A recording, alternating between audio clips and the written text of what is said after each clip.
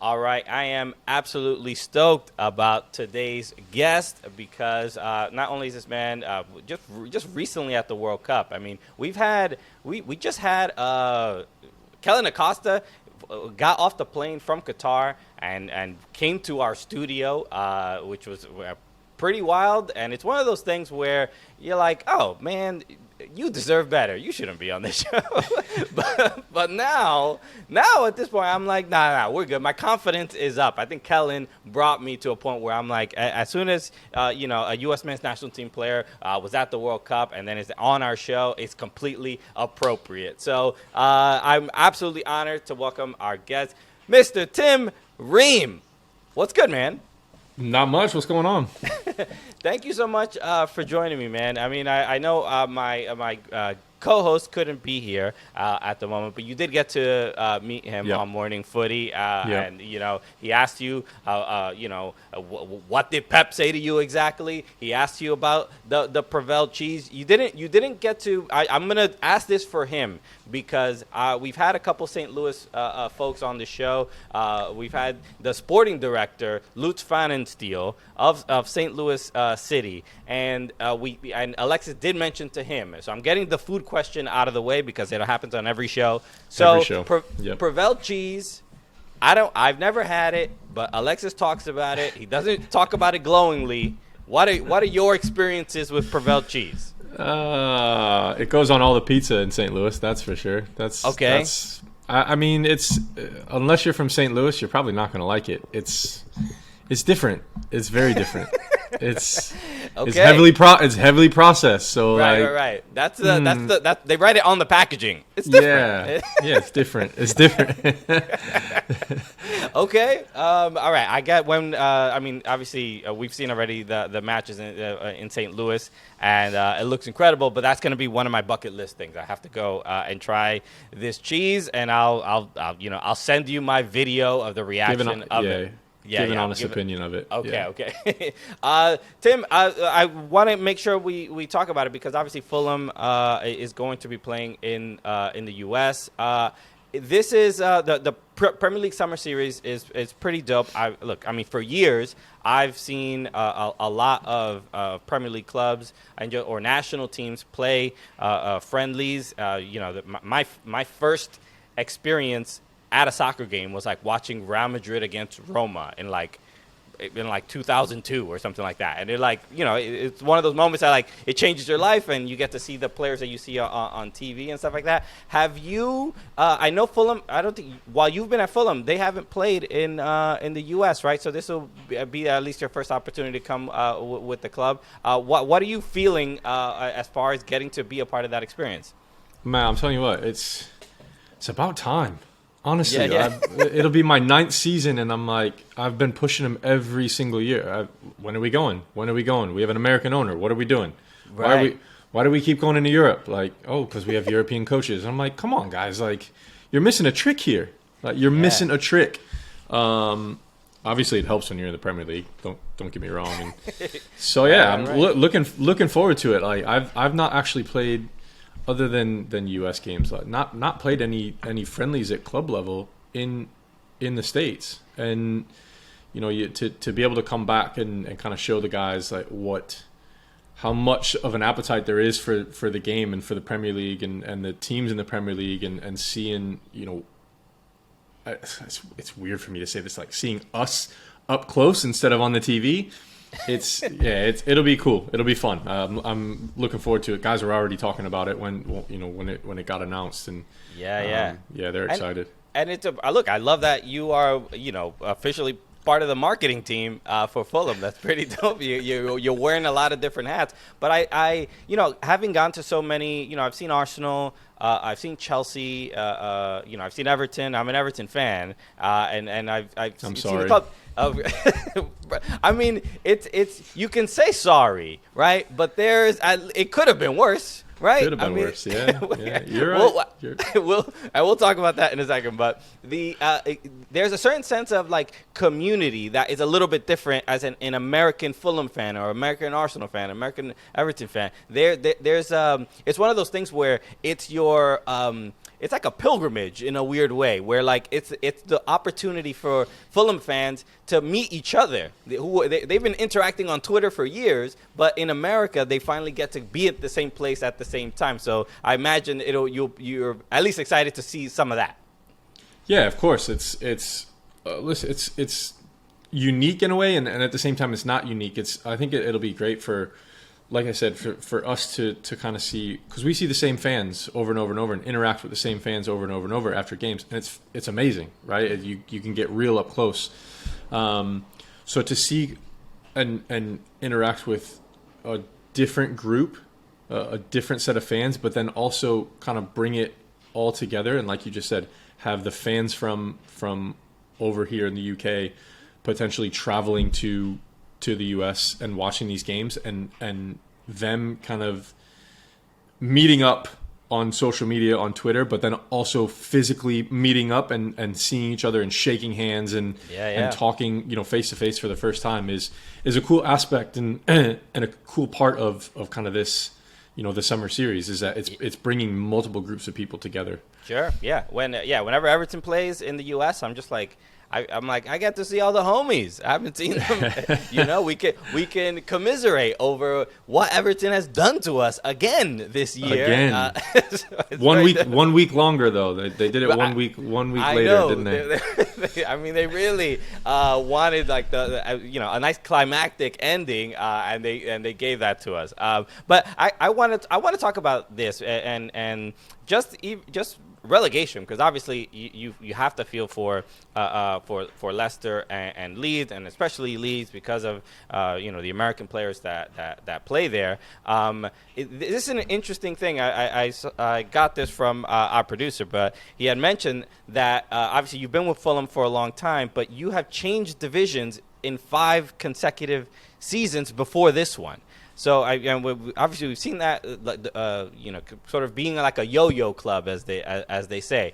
But as a player experiencing that, what are the specifics that come with that, outside of like the obvious heartbreak and joy of going back and forth? Like, is the lunch in the cafeteria the same? Do you get you notice the quality in food when you're in the Premier League, and then when you're in the Championship, like, hey, what happened to the budget that we had last year? I mean, you've pretty much hit the nail on the head with that one. That's the food in the kitchen is definitely one. You see, you definitely see cuts. We'll say that. Right. It's never nice going up and down, up and down. It's not good for your heart, man. I'm telling you what. It's the food or the promotion? Both. Yeah, both. To be completely honest with you. The stress of like going up and down, and then you're like, okay, this is going to be cut this year. This is going to be cut this year. Yeah. Or okay, you get promoted, and you're like, okay, this is going to be better. This is going to be better. It's the things behind the scenes that people don't see that maybe aren't such a huge thing to a lot of people, but they're definitely they definitely have to cut back and make adjustments for sure. Yeah, I wonder if it's like I guess the thing I think about, and I think a lot of people, they obviously see like, oh, they'll be in the Championship and or whatever, they'll be back or whatever. But it's interesting because these particular details, right? They are a huge factor in what it means to sort of be a professional, right? Because it's like you can get relegated or you can get promoted and be like, you tell the secretary, Sheila, buy that PlayStation, you're good, and you have that kind of confidence. But when you get relegated, you're like, Sheila, you gotta sell the PlayStation. I don't know what to tell you. Honestly, it really is like you're actually looking after other people. Your performances on the field and whether you get relegated or promoted directly affect the physios, the trainers. It affects everybody at the club. It really does, because budgets change. But I mean. Even for most players, they'll have a not a relegation clause or a release clause, but they'll have a relegation clause where your wages change, and all of a sudden it's like, okay, and this is going to sound really, really bad, but like it's like, okay, we can take that vacation, but we can't take that vacation kind of thing. And that is a real thing. Yeah. And I'm not, listen, don't get me wrong, like you can still take amazing vacations, but it's Yeah. you're now trading off. So I don't want to come and sound like a spoiled guy, but it's then you then break it down, and it's like, okay, the average person at the club who's working there, the secretary, the player liaisons, the physiotherapists, all of theirs changes as well. So there's a lot that goes into going up and down, up and down, up and down. Right. Yeah, and yeah, it's for someone who's experienced it that consistently. It's like it is clearly fresh in your mind. So I'm glad Fulham obviously stayed up, and not only just stayed up, but had a really incredible year. And obviously you were a huge part of that. So the fact that this season was a little bit more, just definitely less stressful than usual. How did you feel about this season overall? Now that it's over, it was boring. Just did it. No. It wasn't boring. Yeah, exactly. Yeah, I missed. It was like, no, it was. I mean, amazing. Listen, don't get me wrong. It was absolutely incredible. To be safe basically in February when you're looking over your shoulder and panicking.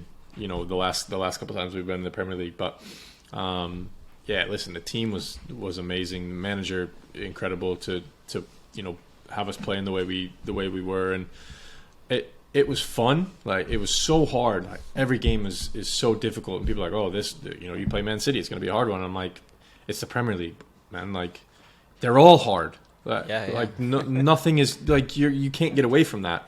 But yeah, to be sitting there and literally be in 10th, must be nice. It was so nice. Like, watching down the last couple of weeks, even for me, like, I break my arm with 5 games to go, and it's like, if we're not safe, man, those last 3 weeks are going to be painful. And I don't mean like painful for my arm. It's just going to be hard. But yeah, it is so nice. So nice. You broke your arm also on my birthday, which is also very odd. Which is I did not wish that when I blew the candle. You didn't wish it, did you? No. But you broke your arm. I heard you mention that you definitely are feeling a lot better. I don't know if you saw this.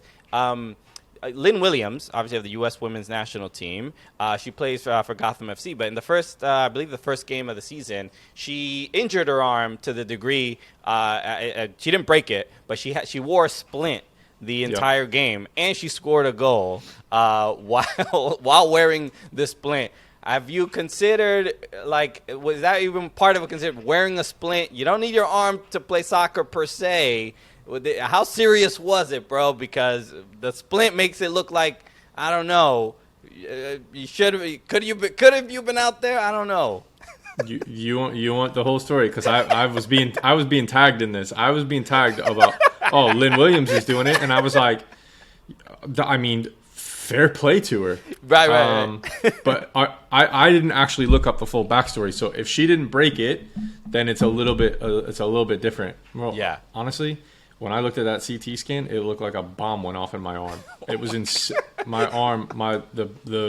The smaller, like, if you put your arm out, right, and you put it straight out in front of you, the inside bone, so the one that's closer to your body, was in 7 pieces. Oh my goodness. So okay, a splint may not. Yeah. Splint wasn't really gonna do enough for me. You know what? So a couple Band-Aids, some icy hot. Get back out there, kid. Yeah, I mean, listen, I wish. I actually told them. I told the physios when they came out. They're like, we're making a sub, and I was like, no, absolutely not. I was like, do the tests. I want 100% certain that there's no way I can play. Right. Couldn't shake the guy's hand. He rotated my arm, and I felt everything move. And I was like, "Yeah, no, I'm that's cool. I'm done. I'm all right. I'll sit this one out." Okay, all right. Well, I'm glad you're at least obviously getting better. I want to ask about the World Cup because obviously we were watching intently, and it was great to see. Great to see you out there, and just I thought the team was just like. so incredibly strong. I mean, I think that's one of the things I'm, as a soccer fan and watching the men's national team, you want to see, especially after missing the last World Cup, you want to see just like pride and confidence and confidence in your own play. And I think there was a lot of that. But I'm curious about the last match, obviously against Netherlands. Was there I'm just like curious as a fan, like, was there anything for you that frustrated you about that match? Like anything that you may regret or something that you wish would have gone a little bit differently? Because it was a challenging game for the U.S. Yeah, obviously the scoreline wasn't great. He obviously regret that a little bit, but yeah, I think that when I look back on kind of the way we were set up and what we were trying to do, we didn't expect them to completely sit back the way they did. So that was a little bit of a surprise. But then also we had talked about, we were in the first couple games we were pretty vulnerable to kind of cutbacks, so crosses, like getting to the end line and crossing towards the penalty spot or the top of the 18. And you look at their first 2 goals in the first half and what happened. Exactly what we had said we were already vulnerable to in the 3 group games. And I think that's the one kind of regret, is that we identified a problem area for us and didn't rectify it in for that match.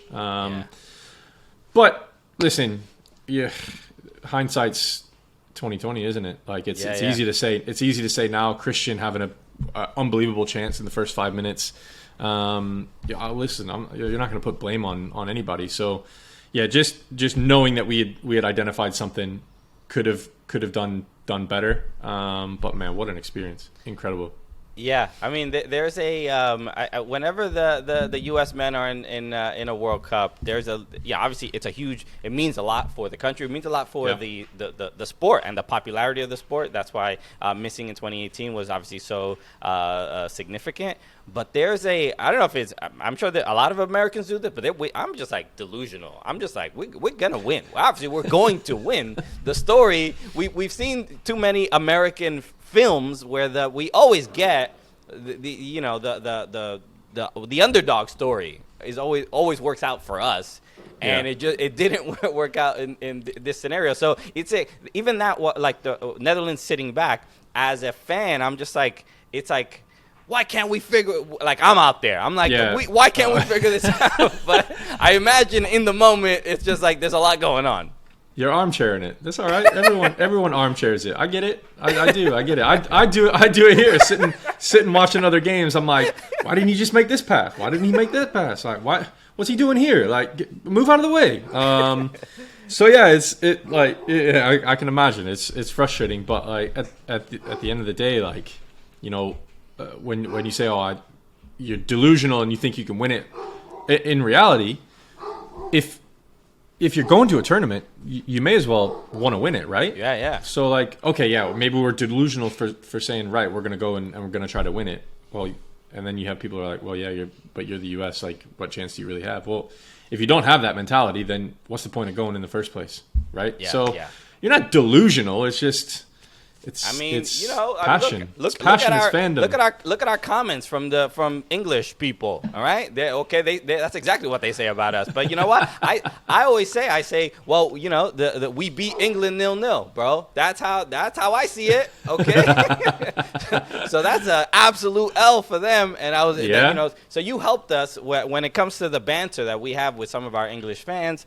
I wish I could shake your hand right now, Mr. Ream, okay, because you did a great job for us. I have one more question. This is from one of our fans. We have our supporters group called Gully Squad, right? So Freddie Alarcon, who is a huge Fulham fan, he asked a question. He said, is there pressure being an American at Craven Cottage? That is to say, is there pressure on continuing the tradition of full America? And he adds, up the Cottagers. I wouldn't say there's pressure. I'd say there's pride. I think pride is a better description of it, and it's something that, for me, when I first moved there, was definitely a major contributing factor on the reason for moving. I don't listen. I want to do well wherever I go. I want to do well in whatever game I'm playing for whatever team, whether that's Fulham or the U.S. Of course. So there's pressure that I put on myself in the first place, but I'd say there's more pride knowing who's come before you. And that's always been the case, even with the U.S. team. I mean, there's pride in knowing that you've had an Eddie Lewis, a Casey Keller, a Brian McBride, a Clint Dempsey, a Carlos Bocanegra, a who's who of U.S. legends come through here. And so it's like, I wouldn't say I'm putting pressure on to become a U.S. legend or a legend of Fulham, but there is that pride of carrying on that tradition and carrying on that torch until someone rips it out of my cold hands and takes it over. Yeah, I mean, I wonder if like we saw this at Leeds when obviously they signed a lot of American players.